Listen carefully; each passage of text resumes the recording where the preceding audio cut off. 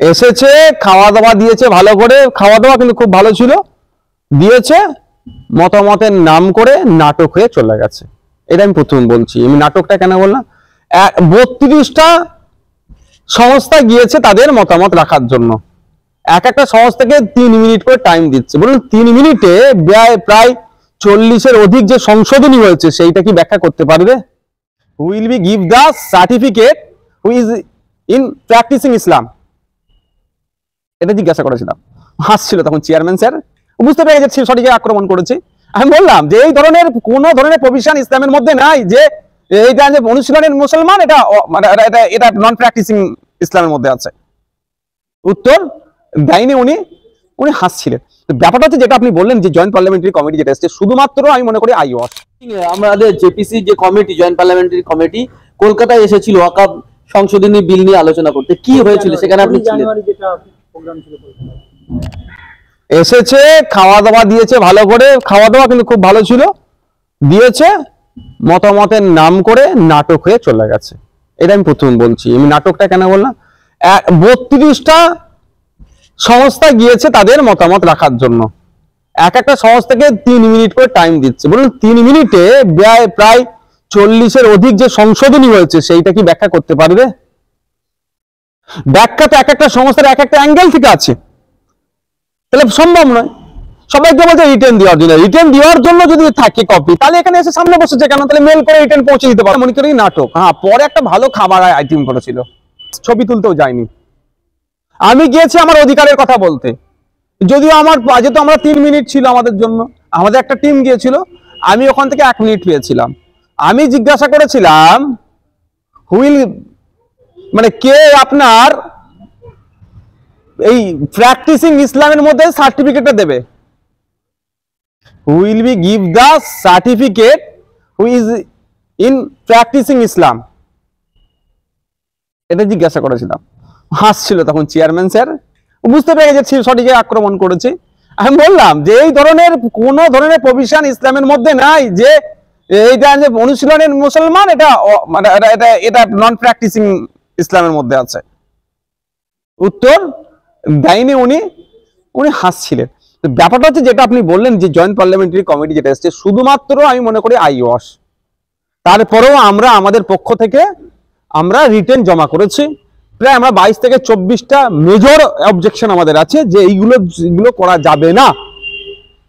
দেখার বিষয়, যাদের পার্লামেন্টে এমপির সংখ্যা বেশি আছে, যারা অবিজেপি মানে এমপির সংখ্যা বেশি আছে, যারা মনে করেন আমরা সংখ্যালঘুদের জন্য খুব ভালো কাজ করছি, তাদের 29টা, আমার রাজ্যের 29টা এমপি আছে, তাদের পারফর্ম কি আছে। তবে একটা জিনিস আমি আজকে একটা পেপারে দেখলাম, হয়তো আপনারা কোশ্চেন করবেন কি জানি না, যে ওখানে কল্যাণ বাবু কি করছিলেন, করতে যাবেন নাকি? আমাকে অনেক জনেই কোশ্চেনটা করেছে, সংবাদ মাধ্যমে পরিবেশনা হয়েছে যে উনি খুব ডিস্টার্ব করেছেন সবাইকে। ডিস্টার্ব অ্যাকচুয়াল না, আমি বলি উনি এটা দেখাতে চাইছেন জেপিসির যারা টিম এসেছে, ওদের ম্যাক্সিমাম বিজেপিও আছে, আরএসএস এর মানুষ মানে এমপি থেকে যারা আছেন, যদি সবে এমপি পরিচিত, আমি বলবো তাদেরকে উনি এমন আভাব দেখাচ্ছেন বডি ল্যাঙ্গুয়েজ বা মানে পশ্চিম বাংলা টোটাল কন্ট্রোল করে মুসলমানদেরকে নাকি ওরা এটাই ভাবাতে চাইছে, এমন একটা ভাব যে উনি সর্বের সর্বা। কিন্তু ব্যাপারটা হচ্ছে ওনারাও যারা এসেছিলেন, যে কোনো দলের এমপি হোক না কেন, ওখানে মুসলিম লীগের সম্ভবত এমপি ছিলেন বা কংগ্রেসের এমপি ছিলেন, আসাদ সাহেব ছিলেন, সবাই এটা বুঝতে পারছে যে অত সহজ নয় যে একটা বছর 30-এর একটা ছেলে এসেছিল, এরকম কালো মাথায় টুপি দিয়ে সাদা পাঞ্জাবি পরে রুগা পেট কাটা ছেলে এসেছিল, শুরু থেকে শেষ পর্যন্ত ওর পারফর্ম কি ছিল। তো ব্যাপারটা ওই কল্যাণবাবু হচ্ছে ওখানে যেটা দেখলাম আমি, সবার কথার উত্তর যেন ওনাকে দিতে হবে। আমি যখন বললাম প্র্যাকটিসিং ইসলামের মধ্যে এই বিষয়টাকে যেমন বলতে চাইলাম, ওটা তো আমার মনে হয় চেয়ারম্যান স্যারের সর্বপ্রথম অ্যাড্রেস করা দরকার ছিল। উনি তো ওনার রিপ্লাই দেবেন, উনি না রিপ্লাই দিয়ে উনি একটু হাসছিলেন, মানে ওনার রিপ্লাই দেওয়ার অ্যাকচুয়াল জায়গা ছিল না, কারণ ইসলামের মধ্যে এই ভেদভাব নাই। আপনি মুসলমান, আমিও মুসলমান, একজন যিনি 5 ওয়াক্ত নামাজ পড়েন তিনিও মুসলমান, যিনি 1 মাস রোজা রাখেন তিনিও মুসলমান, যিনি রোজা রাখেন না তিনিও মুসলমান। রোজা না রাখার জন্য 5 ওয়াক্ত নামাজ পড়ার জন্য সে সৃষ্টিকর্তার বিধানে সে যে শাস্তিযোগ্য যে বিধানে সে পাবে, কিন্তু সে মুসলমান নয় এরকম ব্যাপার নয় তো। কিন্তু যেভাবে মুসলমান বা প্র্যাকটিসিং মুসলমান নন প্র্যাকটিসিং ইসলামের মধ্যে যে গড়বাড়টা করছে, এটা উত্তর দেওয়ার দরকার ছিল বা এই বিষয়ে আলোচনা মনে করি ছিল তো দরকার চেয়ারম্যান স্যারের। তিনি না করে করছেন কে? কল্যাণ বাবু।